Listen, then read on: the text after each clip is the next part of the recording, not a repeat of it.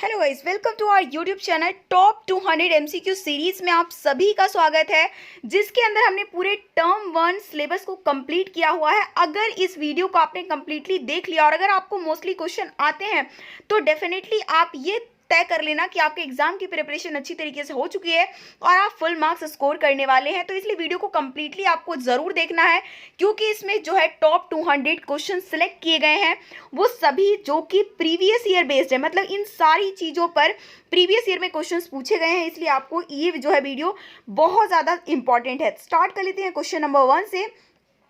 यूरोपीय राष्ट्रवाद की पहली स्पष्ट अभिव्यक्ति किस क्रांति के साथ हुई? तो यूरोपीय राष्ट्रवाद की जो पहली स्पष्ट अभिव्यक्ति, मतलब पूरे यूरोप में राष्ट्रवाद की भावना किस क्रांति के साथ शुरुआत हुई? तो वो हुई थी फ्रांसीसी क्रांति के साथ। फर्स्ट क्वेश्चन का आपका ए ऑप्शन करेक्ट है। पूरा डिटेल एक्सप्लेनेशन आपको यहाँ पर नहीं दे पाएंगे, क्योंकि आपकी है ये रिवीजन एमसीक्यू सीरीज, जिस वजह से आपको टू द पॉइंट यहाँ पर आंसर दिया जाएगा। फुल एक्सप्लेनेशन और सारे फैक्ट्स को अगर आपको क्लियर करना है तो उसके लिए आप social science MCQ super series की वीडियो देख सकते हैं। वहां पर आपको फुल एक्सप्लेनेशन, सारे पॉइंट्स का जो है डेफिनेशन वहां पर मिलेगा। अब नेक्स्ट क्वेश्चन है, फ्रांसीसी क्रांति द्वारा लाए गए राजनीतिक और संवैधानिक परिवर्तन कौन से थे? फ्रांसीसी क्रांति ने कौन कौन से राजनीतिक और कौन कौन से संवैधानिक परिवर्तन लाए थे? तो सबसे पहली बात तो उसने पूर्ण राजतंत्र को समाप्त कर दिया था। इसके अलावा फ्रांसीसी नागरिकों को एक निकाय, मतलब फ्रांसीसी नागरिकों का एक निकाय बनाया गया था, उनको सत्ता हस्तांतरित कर दी गई थी और उसके बाद ये घोषणा कर दी गई थी कि अब से लोग ही राष्ट्र का निर्माण करेंगे। तो ये तीनों के तीनों परिवर्तन देखने को मिले थे, जिस वजह से फर्स्ट सेकंड क्वेश्चन का आपका डी ऑप्शन करेक्ट हो जाएगा। नेक्स्ट क्वेश्चन है, नेपोलियन ने इटली पर आक्रमण कब किया था? तो नेपोलियन ने जो है इटली पे आक्रमण किया था 1796 में। 1796 के अंदर नेपोलियन ने इटली पर आक्रमण किया था। नेक्स्ट क्वेश्चन है, नागरिक संहिता को और किस नाम से भी जाना जाता था? तो उस टाइम पे एक आई थी नागरिक संहिता, जिसको जो है नेपोलियन कोड के नाम से जाना जाता था। तो फोर्थ क्वेश्चन का आपका ए ऑप्शन करेक्ट है। नेक्स्ट क्वेश्चन है, किस वर्ष में अंग्रेजी संसद ने ब्रिटिश राजतंत्र से सत्ता हथिया ली थी? ऐसा कौन सा साल हुआ था जबकि अंग्रेजी जो संसद है उसने ब्रिटिश राजतंत्र, मतलब महाराजा और महारानी से जो है ना सत्ता हथिया लेने का काम किया था? तो वो हुआ था 1688 में। नेक्स्ट है, एक प्रत्यक्ष वोट जिसके द्वारा किसी क्षेत्र के सभी लोगों को किसी प्रस्ताव को स्वीकार या फिर अस्वीकार करने के लिए कहा जाता है। तो एक प्रत्यक्ष वोटिंग की जाती है, उसे क्या बोला जाता है? तो उसे बोला जाता है जनमत संग्रह। तो सिक्स्थ क्वेश्चन का आपका ए ऑप्शन करेक्ट है। नेक्स्ट है, स्वच्छंदतावाद के संदर्भ में निम्नलिखित में से कौन सा कथन सत्य है? तो स्वच्छंदतावाद, जिसको इंग्लिश में रोमांटिसिज्म भी बोला जाता है, तो वो था क्या? वो बेसिकली एक सांस्कृतिक आंदोलन था। ओके, नेक्स्ट क्वेश्चन है, फ्रांसीसी राष्ट्र का प्रतिनिधित्व किस महिला रूपक के द्वारा किया गया था? तो फ्रांसीसी राष्ट्र का जो प्रतिनिधित्व है उसको जो है जो महिला रूपक थी उनको जो है नाम दिया गया था मारियान। जबकि आपने देखा होगा फ्रांस के साथ जर्मन वाला भी देखने को मिलता है, तो जर्मन की महिला रूपक का नाम जर्मेनिया था।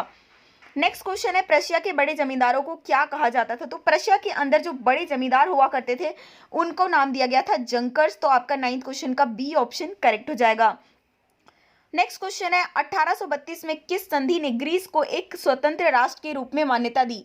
1832 में एक संधि हुई जिसके बाद ग्रीस को एक स्वतंत्र राष्ट्र के रूप में घोषित कर दिया गया। तो वो संधि जो है वो उस संधि का नाम क्या है, ये हमसे क्वेश्चन पूछा हुआ है। तो उस संधि का नाम है कॉन्स्टेंटिनोपल की संधि।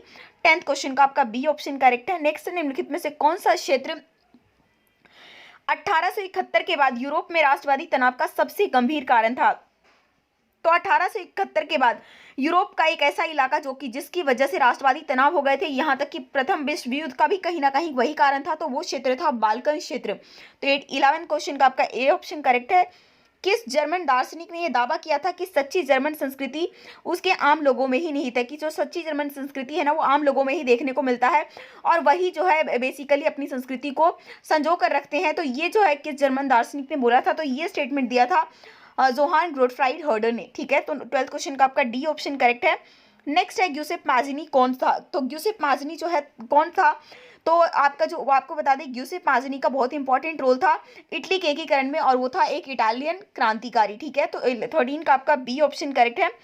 नेक्स्ट है, जर्मनी के एकीकरण के बाद जर्मन सम्राट किसे घोषित कर दिया गया? जब जर्मनी का एकीकरण हुआ, आपके चैप्टर में जर्मनी का एकीकरण और इटली का एकीकरण दोनों के दोनों है।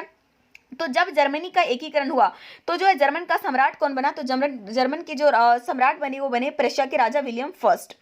नेक्स्ट है 1861 में किसे संयुक्त इटली का राजा घोषित कर दिया गया, मतलब इटली का जब एकीकरण हुआ तब वहां पर जो है राजा किसको घोषित किया गया, ठीक है ना, तो वहां पर जो है राजा घोषित किया गया था विक्टर इमानुअल सेकंड को। तो 15 क्वेश्चन का आपका बी ऑप्शन हो जाएगा करेक्ट।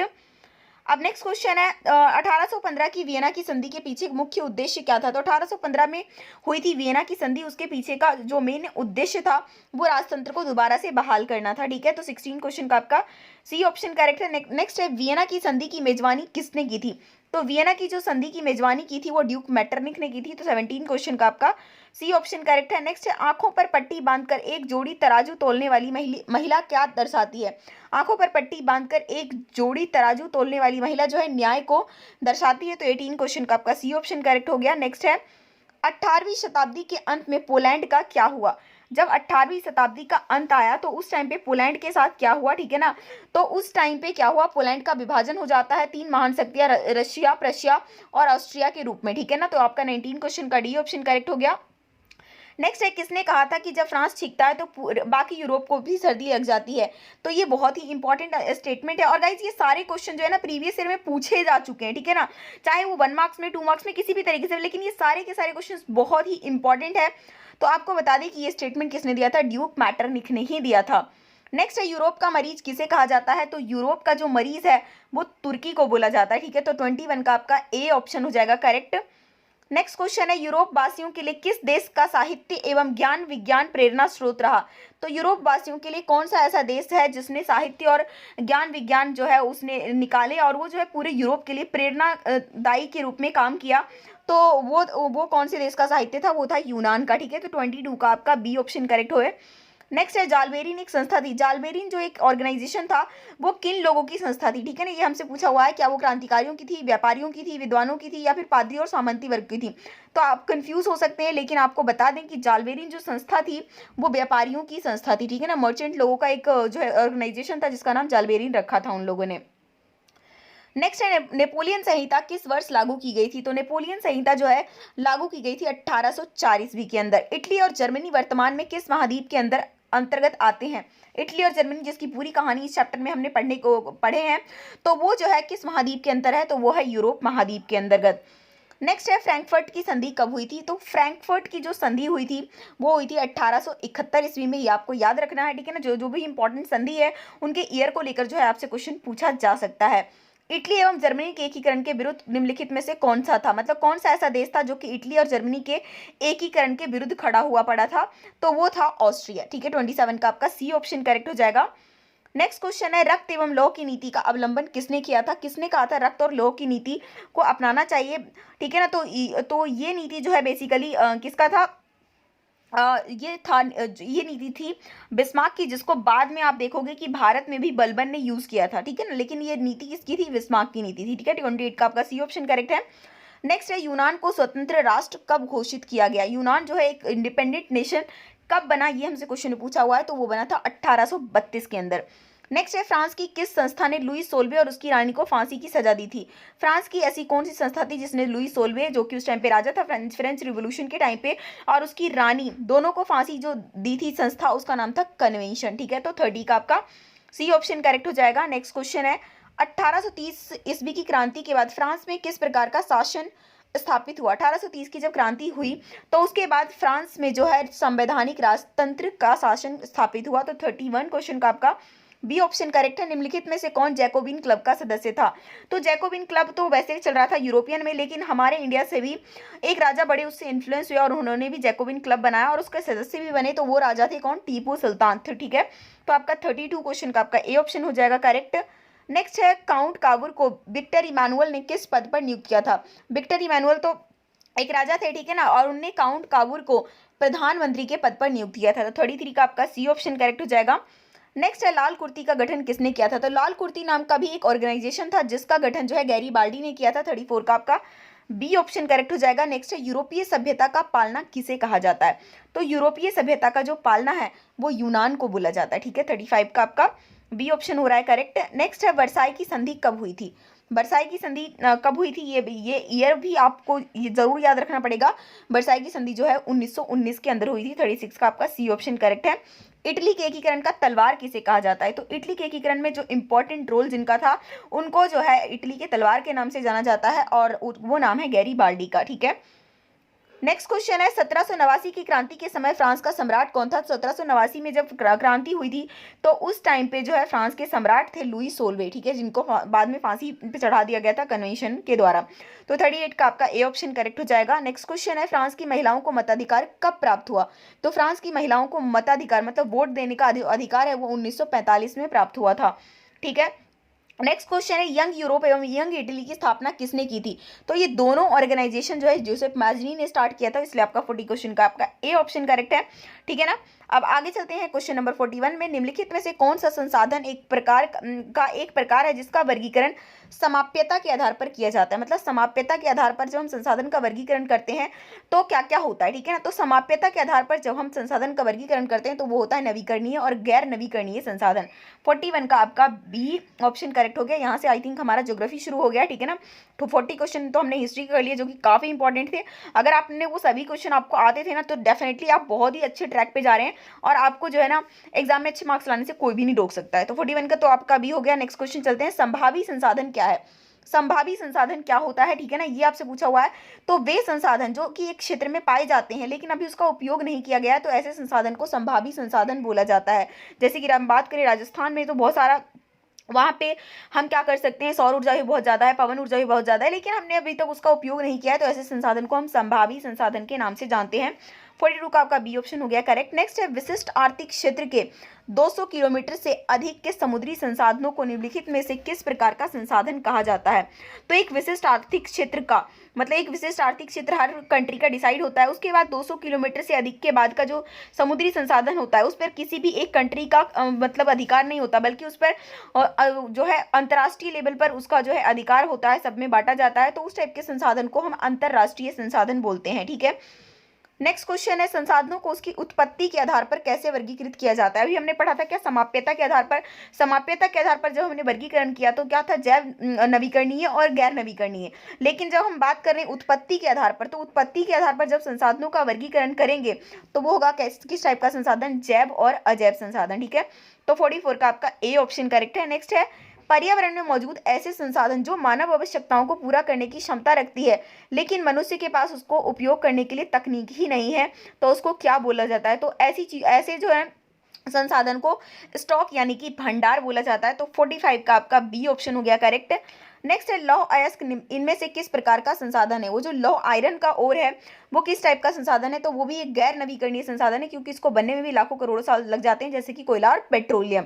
और इसको आपने एक बार यूज कर लिया तो डेफिनेटली जो है अब आप यूज करते ही जा रहे हो तो वो सामान तो रखा पड़ा है ना। तो एक तो ये है कि लोहे को दोबारा से हम मतलब रीयूटिलाइज कर लेते हैं, लेकिन हर केस में उसका रीयूटिलाइजेशन नहीं हो पाता, तो जिस वजह से इस क्वेश्चन में ना आपको जानबूझ के कंफ्यूज करते हैं, लेकिन इसका आंसर जो है ना आपका डी ऑप्शन होगा। ठीक है, नेक्स्ट है सब लोगों की आवश्यकताओं को पूरा करने के लिए पर्याप्त संसाधन है लेकिन एक भी व्यक्ति के लालच को पूरा करने के लिए हमारे पास संसाधन पर्याप्त नहीं है, ये कथन किसने दिया था। तो ये कथन जो दिया था वो महात्मा गांधी ने दिया था और बहुत ही इंपॉर्टेंट क्वेश्चन है आपके एग्जाम पॉइंट ऑफ व्यू से।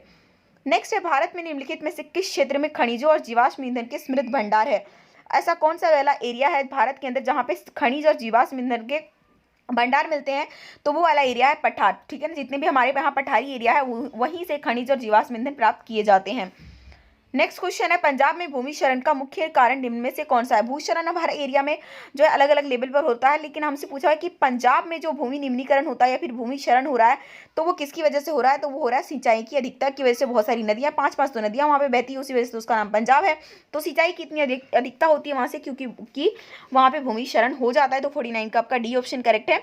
निम्न में से किस राज्य में भूमि क्षरण के लिए अति पशुचारण जिम्मेदार है। कौन से ऐसे राज्य जहां पर भूमि क्षरण किसकी वजह से हो रहा है, अति पशुचारण की वजह से हो रहा है, मतलब जानवरों को खिला देते हैं तो इस वजह से भूमि क्षरण हो जाता है। तो ऐसे जो है ना आपके 2 राज्य हैं और ये 2 राज्य का नाम याद रखना है, मध्य प्रदेश और राजस्थान, जहां पर भूमि क्षरण के लिए अति पशुचारण जिम्मेदार है। नेक्स्ट है निम्नलिखित में से किस राज्य में खनन भूमि क्षरण के मुख्य कारणों में से एक है। कौन सा ऐसा राज्य है जहां पर भूमि निम्नीकरण या फिर भूमि क्षरण खनन की वजह से हो रहा है, तो खनन की वजह से जो हो रहा है ना वो छत्तीसगढ़ में हो रहा है। तो 51 का आपका सी ऑप्शन हो गया करेक्ट है। नेक्स्ट क्वेश्चन है कपास उगाने के लिए निम्नलिखित में से कौन सी मिट्टी आदर्श है? तो कपास उगाने के लिए काली मिट्टी सबसे ज्यादा आदर्श मानी जाती है और काली मिट्टी का ही दूसरा नाम रेगुर मिट्टी है, ठीक है ना। तो आपका 52 का ए ऑप्शन करेक्ट हो गया। नेक्स्ट है लेटेराइट मिट्टी निम्न में से क्या उगाने के लिए बहुत ही उपयोगी है? लेटेराइट मिट्टी में कौन सी चीज का सबसे अच्छा प्रोडक्शन होता है, ठीक है ना। तो उसमें होता है चाय, कॉफी और काजू, इन सब का प्रोडक्शन काफी अच्छा होता है, ठीक है ना। तो आप ये इसको याद रख सकते हैं। गन्ने उगाने के लिए निम्नलिखित में से कौन सी मिट्टी आदर्श है? तो गन्ने में उगाने के लिए सबसे अच्छी जो मिट्टी है जलोढ़ मिट्टी है, और जलोढ़ मिट्टी उत्तरी भारत में पाई जाती है। बात करें आपका बिहार हो गया, यूपी हो गया, और इसी में इन्हीं एरिया में सबसे ज्यादा जो है गन्नों का प्रोडक्शन होता है। नेक्स्ट है उत्तरी भारत में सामान्यतः कौन से प्रकार की मृदा पाई जाती है? पूरा जो उत्तरी भारत है, जैसे कि मैंने आपको थोड़ी देर पहले ही बता दिया कि पूरा जो उत्तरी भारत है ना उसमें जलोढ़ मिट्टी है, क्योंकि ये नदियों से जो है निक्षेप लाती है, वही मिट्टी जलोढ़ मिट्टी, वही जो चीजें हैं जलोढ़ मिट्टी का निर्माण करती हैं, और ये सबसे ज्यादा उपजाऊ मिट्टी भी मानी जाती है। खाद्यान्न जितनी भी चावल गेहूं जैसी चीजें हैं सब जलोढ़ मिट्टी में ही उसका प्रोडक्शन होता है, और पूरे उत्तरी भारत में ये फैली हुई है, ठीक है। तो 55 का आपका सी ऑप्शन हो जाएगा करेक्ट। निम्नलिखित में से किस शब्द का प्रयोग क्रमशः पुराने और नए जलोढ़ मिट्टी के लिए किया जाता है? अब जलोढ़ मिट्टी का दो नाम है, एक पुरानी जलोढ़ मिट्टी जिसको बांगर बोलते हैं, और नई जलोढ़ मिट्टी को खादर बोला जाता है। तो 56 का आपका सी ऑप्शन करेक्ट हो गया। नेक्स्ट है उच्च तापमान और भारी वर्षा वाले क्षेत्रों में विकसित होने वाली मिट्टी को क्या कहा जाता है? ऐसी मिट्टी जिसका विकास कहाँ पर होता है? जहाँ पे हाई टेम्परेचर हो और साथ में हाई टेम्परेचर के साथ भारी वर्षा भी होनी चाहिए। तो ऐसे एरिया में जो है ना मिट्टी, कौन सी मिट्टी बनती है? लेटेराइट मिट्टी बनती है। नेक्स्ट क्वेश्चन है लाल लेटेराइट मिट्टी निम्नलिखित में से किस फसल को उगाने के लिए उपयुक्त है? जो लाल वाली लेटेराइट मिट्टी है ना उसमें कौन सी फसल बेहतरीन होती है? तो उसमें जो है काजू की फसल सबसे अच्छी होती है। तो 58 का आपका डी ऑप्शन करेक्ट हो गया। काली मिट्टी निम्न इनमें से किस क्षेत्र में पाई जाती है? तो काली मिट्टी जो है ना बेसिकली अगर मैं आपको बताऊं तो काली मिट्टी महाराष्ट्र का जो पठार है, सौराष्ट्र है, मालवा है, मध्य प्रदेश और छत्तीसगढ़, ये सारे एरिया में पाई जाती है। नेक्स्ट है लाल मिट्टी इनमें से किस स्थान पर पाई जाती है? तो जो लाल मिट्टी है वो दक्कन का पठार और उड़ीसा के कुछ हिस्सों में पाई जाती है। दक्कन का पठार आप छोटा मोटा मत समझिए, पूरा साउथ इंडिया जो है ना पूरा दक्कन का पठार से भरा पड़ा है, ठीक है ना। आप मैप में इसे देखोगे तो आपको अच्छी तरीके से पता चलेगा। 60 का आपका ए ऑप्शन करेक्ट हो जाएगा। नेक्स्ट क्वेश्चन है भारत में लेटेराइट मिट्टी कहाँ पाई जाती है? अब मुझसे पूछा कि लेटेराइट मिट्टी बताओ कि कहाँ पर पाई जाती है। तो जो लेटेराइट मिट्टी है वो कर्नाटक, केरला और तमिलनाडु के अंदर पाई जाती है। जैसे कि आपको पता है कि जो लेटेराइट मिट्टी का निर्माण वही होगा जहाँ पे बहुत ज्यादा गर्मी के साथ बहुत ज्यादा बारिश भी होगी, और ये तीनों एरिया उसी टाइप के हैं। तो 61 का आपका डी ऑप्शन हो गया करेक्ट। निम्नलिखित में से किस राज्य में टेरेस फार्मिंग की जाती है? टेरेस फार्मिंग मतलब सीढ़ी नुमा खेती या फिर छत पे जो खेती वेती की जाती है, तो वो कहाँ? उत्तराखंड, यानी कि उत्तरांचल। उत्तराखंड का पुराना नाम उत्तरांचल था, तो ऑप्शन में उत्तराखंड भी देखने को मिल सकता है और उत्तरांचल भी देखने को मिल सकता है। इस तरीके से आपको याद रखना है। ग्लोबल वार्मिंग और पर्यावरण प्रदूषण जैसे वैश्विक पारिस्थितिक संकटों के बीच मुख्य कारण क्या है? ग्लोबल वार्मिंग और पर्यावरण प्रदूषण जो है जैसी चीजें जो हो रही हैं वो उसके पीछे का क्या रीजन है? उसके पीछे का रीजन ये है कि हम संसाधनों का अच्छी तरीके से प्रयोग नहीं कर रहे हैं, उसका अंधाधुंध दोहन करते हैं, जिसकी वजह से ये सारी समस्याएं हमारे सामने निकल कर आई हैं। तो 63 का आपका सी ऑप्शन करेक्ट होगा। रियो डी जेनेरियो पृथ्वी सम्मेलन कब आयोजित किया गया था? तो रियो डी जेनेरियो जो पृथ्वी सम्मेलन है वो आयोजन किया गया था जून 1992 में, ठीक है ना। तो 64 का आपका ए ऑप्शन करेक्ट हो जाएगा। नेक्स्ट है राष्ट्रीय वन नीति के अनुसार हमारी भूमि का कितना प्रतिशत भाग वन के रूप में होना चाहिए? तो हमारी जितनी भी टोटल भूमि है ना उसमें कम से कम 33% वन वाला एरिया होना चाहिए। तो 65 का आपका ए ऑप्शन करेक्ट हो जाएगा। नेक्स्ट है मृदा अपरदन किसके कारण होता है? मृदा अपरदन जो हम बात करते हैं मिट्टी का खराब होना या उसकी जो उसका लेयर है वो निकल कर चले जाना, तो मृदा अपरदन के पीछे बहुत सारी चीजें रिस्पॉन्सिबल होती हैं। तेजी से शहरीकरण हो रहा है, ये भी मृदा अपरदन का एक कारण है। पेड़ों की कटाई से तो होता ही होता है, और पशुओं द्वारा अतिचारण से भी मृदा अपरदन होता है। तो उपरोक्त सभी कारक जो है इसके लिए जो है जिम्मेदार है। तो 66 का आपका डी ऑप्शन हो जाएगा करेक्ट। अब नेक्स्ट क्वेश्चन है हमारा, जब बहता हुआ पानी मिट्टी को काटते हुए गहरे चैनल बनाता है तो वो किस प्रकार का भूक्षरण है? ठीक है ना। जब बहता हुआ पानी मतलब कभी कभी पानी इतना ज्यादा तेजी बहाव से बहता है कि एकदम गहरे चैनल मतलब नालियों का निर्माण कर देता है, नालों का निर्माण कर देता है, तो उस टाइप के भूक्षरण को बोला जाता है अवनलिका अपरदन, ठीक है। 67 का आपका बी ऑप्शन हो जाएगा करेक्ट। नेक्स्ट है जब ऊपर की मिट्टी धुल जाती है तो उसे क्या कहते हैं? जब मतलब ऊपर की मिट्टी पूरी की पूरी धुल गई तो उसे बोला जाता है शीट इरोजन, और हिंदी में इसको बोलते हैं चादर अपरदन, ठीक है। 68 का आपका ए ऑप्शन हो जाएगा। नेक्स्ट है वह भूमि जो 5 से अधिक कृषि वर्ष के लिए बिना खेती के छोड़ दी जाती है उसको क्या कहते हैं? तो ऐसी भूमि को कहा जाता है कृषि योग्य बंजर भूमि। 69 का आपका बी ऑप्शन करेक्ट है। निम्नलिखित में से कौन सी विधि मृदा संरक्षण में मदद नहीं करेगी? ऐसा कौन सा मेथड है जिसकी वजह से हम मृदा संरक्षण नहीं कर पाएंगे? तो मृदा संरक्षण जो है ना हम कर किससे सकते हैं? समुच्च जुताई से कर सकते हैं, स्ट्रिप क्रॉपिंग से कर सकते हैं, आश्रय बेल्ट बनाकर कर सकते हैं, लेकिन ढलानों के ऊपर और नीचे जुताई कर जो है इसकी वजह से मृदा संरक्षण नहीं होता और हमसे नहीं ही पूछा था, इस वजह से आपका डी ऑप्शन करेक्ट हो जाएगा। नेक्स्ट है भारत में कृषि क्यों महत्वपूर्ण है। भारत में कृषि के महत्वपूर्ण होने के पीछे का रीजन ये है, ये हमारे भारत का लगभग 2/3 हिस्से को रोजगार देती है। इसके अलावा सभी जितने भी इंडस्ट्री है उसको कच्चा माल देती है और पूरी आबादी को भोजन देती है, जिस वजह से कृषि जो है हमारे सभी पॉइंट्स के लिए इंपॉर्टेंट है। तो इसलिए वजह से आपका डी ऑप्शन करेक्ट हो जाएगा। नेक्स्ट निम्नलिखित में से कौन एक कृषि प्रणाली का वर्णन करता है जहां एक बड़े क्षेत्र में एक ही फसल उगाई जाती है। तो कृषि की वो प्रणाली जिसमें एक बड़े क्षेत्र में एक ही फसल उगाई जाती है, तो उस कृषि को बोला जाता है रोपण कृषि, ठीक है ना, प्लांटेशन क्रॉपिंग। तो 72 का आपका बी ऑप्शन हो जाएगा करेक्ट। नेक्स्ट है किस प्रकार की खेती में प्राचीन काल के औजारों की सहायता से छोटी भूमि पर कृषि की जाती है। मतलब पुराने जमाने के औजारों की सहायता से जब छोटी छोटी भूमि पर खेती बाड़ी का काम किया जाता है तो उसको क्या बोला जाता है, तो उसको हम बोलते हैं आदिम निर्वाह कृषि, जो कि अपने जीवन निर्वाह के लिए खेती करते हैं, ठीक है ना। नेक्स्ट है खेती का वह प्रकार जिसमें उच्च उत्पादकता प्राप्त करने के लिए आधुनिक कम आदानों, रासायनिक उर्वरकों, कीटनाशकों और इन सबको का जो है उच्च मात्रा में उपयोग किया जाता है और फिर वो खेती की जाती है जिनका मेन मकसद लाभ कमाना होता है कृषि से। तो उस टाइप की कृषि को क्या बोलेंगे, वाणिज्यिक कृषि बोलते हैं। 74 का आपका ए ऑप्शन हो गया करेक्ट। नेक्स्ट है दलहनों को अन्य फसलों के साथ बारी बारी से क्यों उगाया जाता है। दलहनों को अन्य फसलों के साथ बारी बारी से इसलिए उगाया जाता है क्योंकि जितनी भी दालें हैं एक आध को छोड़कर वो मिट्टी में नाइट्रोजन स्थिरीकरण करती है और मिट्टी की उर्वरता को बढ़ाती है, और ये दोनों ही ऑप्शन ठीक है, तो इसलिए आपका सी ऑप्शन करेक्ट हो जाएगा। नेक्स्ट है निम्नलिखित दालों में से एक जो मिट्टी की उर्वरता को बहाल करने में मदद नहीं करती है। मतलब ऐसी कौन सी दाल है जो कि मिट्टी की उर्वरता को बनाए रखने में मदद नहीं करती है और वो नाइट्रोजन का भी स्थिरीकरण नहीं करती है, तो वो दाल है आपका अरहर दाल, ठीक है ना। 76 का आपका डी ऑप्शन करेक्ट है। और यही रीजन है जो कि जिसकी वजह से किसान अरहर का जो है प्रोडक्शन ज़्यादा नहीं करते हैं और डे बाई डे ये महंगा भी हो रहा है। नेक्स्ट है निम्नलिखित में से कौन खरीफ फसल है। खरीफ फसल जो है आपसे पूछा हुआ है, खरीफ फसल जो है चावल भी है, मक्का भी है, उड़द भी है, तो इस वजह से आपके तीनों ऑप्शन करेक्ट हो जाएगा, उपरोक्त सभी।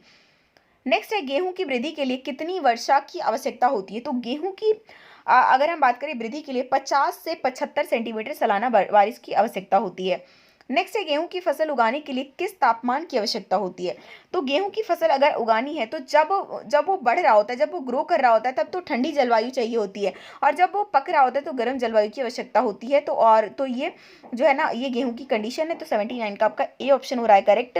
नेक्स्ट है बढ़ते मानसून के साथ कौन सी फसलें उगाई जाती हैं। तो बढ़ते मानसून के साथ जो है खरीफ की फसलें उगाई जाती है। नेक्स्ट है चावल की फसल उगाने के लिए कितनी वार्षिक वर्षा आवश्यक है। चावल की फसल को उगाने के लिए लगभग 100 सेंटीमीटर बारिश की आवश्यकता होती है। नेक्स्ट है गन्ने की वृद्धि के लिए आवश्यक तापमान रेंज क्या है। गन्ने का अगर प्रोडक्शन करना है तो उसके लिए जो है टेम्परेचर रेंज किसके बीच में होना चाहिए। तो उसके लिए जो है ना बेस्ट है 21 से लेकर 27 डिग्री सेल्सियस अगर टेम्परेचर रहेगा तो गन्ने का अच्छी तरीके से प्रोडक्शन हो पाएगा। नेक्स्ट है रबर की खेती के लिए किस पर्यावरणीय स्थिति की आवश्यकता होती है। रबर की खेती करने के लिए बहुत सारी कंडीशंस है जिसकी वजह से वो बहुत ही कम एरिया में उसका प्रोडक्शन होता है। सबसे पहली बात, वहाँ पर नम्र और आर्द्र जलवायु होनी चाहिए, और तापमान वहाँ पे 25 डिग्री सेल्सियस से ज़्यादा होना चाहिए, और बारिश जो है बहुत ज़्यादा होनी चाहिए 200 सेंटीमीटर। ये तीनों के तीनों कंडीशन जहाँ पे रहेगा वहीं पे रबर की खेती हो पाएगी। तो 83 का आपका डी ऑप्शन हो जाएगा करेक्ट। नेक्स्ट क्वेश्चन है कपास किस मौसम की फसल है। तो कपास जो है ना वो खरीफ की फसल है, ठीक है। तो कपास आपसे स्पेशल पूछ लेते हैं क्योंकि स्टूडेंट चावल गेहूं तो याद कर लेते हैं, लेकिन ऐसी कपास वगैरह जो चीज़ें हैं वो याद नहीं करते हैं, जिस वजह से वो आपसे यही क्वेश्चन पूछ लेते हैं। तो आपको याद रखना है कि कपास जो है ना वो चावल के टाइम पे ही होता है, और कपास भी जो है आपका खरीफ मौसम की एक फसल है। तो 84 का हमारा सी ऑप्शन हो गया करेक्ट। नेक्स्ट है कपास की वृद्धि के लिए किस पर्यावरणीय स्थिति की आवश्यकता होती है। तो कपास जहाँ पर होगा वहाँ पर सबसे पहली बात तो काली मिट्टी चाहिए, ह्यूमस से भरपूर, चमकदार धूप चाहिए और हल्की बारिश की जरूरत होती है। उपरोक्त सभी पॉइंट ठीक है। निम्नलिखित में से कौन सी फसल रबी मौसम में उगाई जाती है। तो रबी फसलें कौन कौन सी हैं। रबी फसलें जो है जौ भी है, गेहूं भी है, सरसों भी है, तो ये तीनों के तीनों करेक्ट है। डी ऑप्शन आपका हो जाएगा करेक्ट। गर्मी के महीनों के दौरान रबी और खरीफ के मौसम के बीच एक छोटे मौसम को क्या कहा जाता है। गर्मी के महीनों में हम खरीफ और रबी के बीच में जो थोड़ा सा टाइम होता है ना, उसमें भी हम कुछ फसल को उगा डालते हैं, जैसे खीरा ककड़ी टाइप जो चीज़ें होती है ना, तो उस मौसम को क्या बोला जाता है, ठीक है ना। तो उस मौसम को बोला जाता है जायद ऋतु, और उसमें जो फसलें हम उगाते हैं उसको जायद फसलों के नाम से जाना जाता है। नेक्स्ट है खरीद मूल्य क्या है। खरीद मूल्य एक ऐसा सुनिश्चित मूल्य है जिस पर सरकार किसानों से फसल खरीदने का दावा करती है और फसल खरीदती भी है, और वो जो है दावा पहले से ही हो जाता है कि हाँ आप इस चीज़ का प्रोडक्शन करिए, हम इस चीज़ को कम से कम इतने मूल्य पर ले लेंगे। तो 88 का आपका बी ऑप्शन हो रहा है करेक्ट। गरीबी रेखा से क्या तात्पर्य है? गरीबी रेखा से आपका क्या तात्पर्य है? ठीक है ना, सारे पॉइंट्स को देख सकते हैं। बेसिकली गरीबी रेखा जो है भोजन, कपड़ा, मकान जैसी जीवन की आवश्यकताओं को प्राप्त करने के लिए आवश्यक न्यूनतम आय का प्रतीक है। मतलब गवर्नमेंट जो एक डिसाइड कर लेती है कि मतलब एक मिनिमम जो इंसान को जितना भोजन मिलना चाहिए, जितना आश्रय होना चाहिए, जितने पैसे में वो अपने कपड़े का भी इंतजाम कर ले, तो उसके लिए न्यूनतम कितने पैसों की जरूरत होती है वो उस पर सेट किया जाता है गरीबी रेखा। अगर उससे भी कम कोई कमा रहा है तो उसको बोला जाता है गरीबी रेखा से नीचे जो लोग हैं, बीपीएल वाले लोग हैं। ठीक है, तो 89 का आपका बी ऑप्शन हो रहा है करेक्ट। नेक्स्ट है रोजगार के मामले में निम्नलिखित में से कौन सा प्रमुख क्षेत्र है? रोजगार के मामले मतलब सबसे ज्यादा रोजगार हमारा कौन देता है? तो सबसे ज्यादा रोजगार अभी भी कृषि क्षेत्र दे रहा है। ठीक है ना, जीडीपी में सबसे ज्यादा जो है कंट्रीब्यूशन सेवा क्षेत्र का है, लेकिन रोजगार सबसे ज्यादा अभी भी कृषि क्षेत्र ही दे रहा है। 90 का आपका ए ऑप्शन करेक्ट है। राष्ट्रीय खाद्य सुरक्षा प्रणाली का उद्देश्य क्या है? राष्ट्रीय खाद्य सुरक्षा प्रणाली का मेन उद्देश्य यह है कि सभी को भोजन मिलना चाहिए, कृषि उत्पादन में वृद्धि हो और एक खरीद मूल्य तय हो। तो उपरोक्त सभी पॉइंट्स इसमें बिल्कुल करेक्ट हैं। हरित क्रांति क्या है? हरित क्रांति बेसिकली आया था 60-70 मतलब 1960-1970 के बीच में हरित क्रांति आई थी, जिसके बाद ही हमारा देश आत्मनिर्भर हो पाया, वरना उससे पहले हमें चावल गेहूं जैसी चीजें भी दूसरे देशों से मंगाना पड़ता था। ठीक है ना, तो जिस वजह से ये है जो हरित क्रांति लाई गई, जिसमें जो है अधिक उच्च उपज वाले बीजों का प्रयोग, आधुनिक सिंचाई तकनीकों की मदद से खाद्यान्न उत्पादन में तेजी से वृद्धि करने पर बात की गई, तो वही हरित क्रांति है। ठीक है ना, तो 92 का आपका बी ऑप्शन हो रहा है करेक्ट। चाय के उत्पादन के लिए किस पर्यावरणीय स्थिति की आवश्यकता होती है? अगर चाय का प्रोडक्शन करना है तो उसके लिए वहाँ पर अच्छी उच्च वर्षा होनी चाहिए, वहाँ पे मिट्टी जो होनी चाहिए गहरी और उपजाऊ मिट्टी होनी चाहिए, और गर्म और ठंड मुक्त जलवायु, मतलब ना तो ज़्यादा गर्मी हो और ना ही ज़्यादा ठंडी हो, इस टाइप का जलवायु होना चाहिए। तो तीनों कंडीशन जब फुलफिल होगा तभी वहाँ पर चाय का प्रोडक्शन होगा। नेक्स्ट है भारत में निम्नलिखित में से किस कॉफी का उत्पादन किया जाता है? तो भारत में देखिए कॉफी का तो आप सारे इन ब्रांड का नाम आपको पता ही होगा, अरेबिका है, रोबस्टा है, केपाराकोस है, सारे के सारे फेमस कॉफी के जो ब्रांड है, मतलब कॉफी का जो है एक कॉफी का एक तरीका आप ये बोल सकते हो ना, नाम है, ठीक है ना, जो भी आप बोलते हो। तो हमारे इंडिया के अंदर जो है ना अरेबिका का प्रोडक्शन होता है। और आपसे अगर पूछे कि कॉफी का उत्पादन हमारे भारत में कहाँ से शुरू हुआ था, तो बाबा बुदन की पहाड़ियों से शुरू हुआ था, और वहाँ पे भी अरेबिका ही होता है। ठीक है, तो 94 का आपका ए ऑप्शन हो रहा है करेक्ट। नेक्स्ट है रेशम के रेशे से उत्पादन के लिए रेशम के कीड़ों को पालने को क्या कहा जाता है? मतलब कि जो हम रेशम के कपड़े लाते हैं ना, तो उसके लिए रेशम के कीड़ों को पाला जाता है और उसी में से रेशम निकाले जाते हैं, तो उसको क्या बोला जाता है? अब इसमें क्या है ना, इसमें कई बार आपको हिंदी में ऑप्शन नहीं देगी, क्योंकि हिंदी में हमें साफ साफ पता चल जाता है, इस वजह से आपको जो है ना सेरीकल्चर याद रखना है। ठीक है, 95 कप का डी ऑप्शन हो रहा है करेक्ट। नेक्स्ट है निम्नलिखित में से किसको गोल्डन फाइबर के नाम से जाना जाता है? तो गोल्डन फाइबर के नाम से जाना जाता है जूट को, जिसका भी हमारे इंडिया में अच्छा खासा प्रोडक्शन होता है। 96 का आपका सी ऑप्शन करेक्ट है। निम्नलिखित में से किसे मोटे अनाज के रूप में जाना जाता है? तो मोटे अनाज के रूप में किसे जाना जाता है? मतलब पुराने जमाने में तो लोग खैर इसे खाद्यान्न की तरह यूज़ किया करते थे, लेकिन अब तो सब चावल गेहूं का यूज़ कर रहे हैं, बट पुराने टाइम पे जो है इसका यूज़ करते थे, और फिलहाल अभी जानवरों को खिलाने के लिए यूज़ किया जाता है ज्वार, बाजरा, रागी, ये सारे। ठीक है ना, तो 97 का आपका बी ऑप्शन हो रहा है करेक्ट। निम्नलिखित में से किसी बागवानी फसलों के रूप में जाना जाता है? बागवानी फसलों के रूप में जो है ना फल और सब्जियों का जो प्रोडक्शन होता है, तो उसी को हम बागवानी फसल के नाम से जानते हैं। 98 का आपका डी ऑप्शन हो रहा है करेक्ट। नेक्स्ट है जोतों का सामूहिकीकरण और समेकन क्या है? जोतों का सामूहिकीकरण या फिर समेकन आपसे पूछे तो वो क्या होता है? भूमि के छोटे छोटे भागों, छोटे छोटे टुकड़ों को जोड़कर बड़े जोतों का निर्माण करना, ताकि जो है हम उसमें नई टेक्नोलॉजी का यूज करें, तो उसी को जोतों को सामूहिकीकरण बोला जाता है। तो 99 का आपका बी ऑप्शन हो रहा है करेक्ट।